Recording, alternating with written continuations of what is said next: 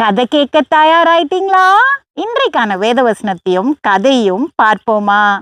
நம்ம மற்றவங்க மேல அன்பு காட்டும் போது எதுக்காக அந்த அன்பை காட்டுறோம்? நம்ம சுயநலத்துக்காக அவங்கள நேசிக்கிறோமா? இல்லனா நம்ம அவங்கள உண்மையாவே நேசிக்கிறோமா? வேதம் என்ன சொல்லுகிறது என்று பார்க்கலாம். ரோமர் 12:9 உங்கள் அன்பு மாயமற்றதாய் இருப்பதாக, தீமையை வெறுத்து நன்மையை பற்றி கொண்டிருங்கள். பாத்தீங்களா வேதம் என்ன சொல்லுதுன்னு? நம்மளுடைய அன்பு மாயமற்றதா இருக்கணுமா? அதாவது நம்ம அன்பு உண்மையுள்ளதா இருக்கணும். ஒரு முறை ஒரு குரு தன்னுடைய சீஷர்களோட ஒரு குளக்கரையில நடந்து போயிட்டே இருந்தாரு. அங்க ஒரு குட்டி பையன் ஒரு சின்ன துணியை வச்சுட்டு அந்த குளத்துல இருந்த மீன்களை பிடிச்சிட்டு இருந்தான். அப்போ அந்த குரு அந்த பையன்கிட்ட கேட்டான், எதுக்குப்பா நீ மீன் பிடிக்கிறன்னு? அவன் சொன்னான், மீன்னா எனக்கு ரொம்ப உயிர், அதனால தான் பிடிக்கிறேன் அப்படின்னு.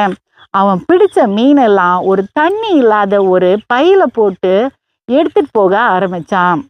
அந்த குரு கேட்டாரு, எதுக்குப்பா நீ இந்த பையில போட்டு போற? மீனெல்லாம் தண்ணி இல்லைன்னா இறந்துருமே அப்படின்னு. அதுக்கு அவன் சொன்னான், இந்த மீனெல்லாம் கொண்டு போய் எங்க அம்மா கிட்ட கொடுத்து நல்ல குழம்பா வச்சு சாப்பிட போறேன் அப்படின்னு. கொஞ்ச நேரம் கழிச்சு ஒரு வயதானவர் அந்த குளத்துக்கிட்ட வந்தாரு. அவர் தன்னுடைய பையில இருந்து கொஞ்சம் பொறி எடுத்து அந்த மீன்களுக்கு போட்டாரு.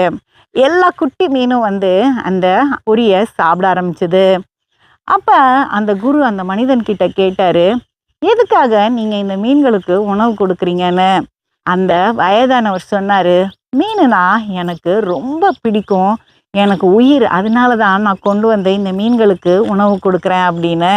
அப்ப அந்த குரு தன்னுடைய சீடர்கள் கிட்ட சொன்னாரு, 2 பேருமே மீன்கள் மேல உயிர் அப்படின்னு சொன்னாங்க. ஆனா ஒரு அன்பு சுயநலத்துக்காக இருந்தது, இன்னொன்னு பொது நலத்துக்காக இருந்தது. நம்மளும் அன்பை புரிஞ்சுக்கிற மனப்பக்குவத்தை நமக்குள்ள கொண்டு வரணும். அதே மாதிரி நம்ம கொடுக்குற அன்பும் உண்மை உள்ளதா இருக்கணும். அடுத்த கதையில் சந்திப்போம்.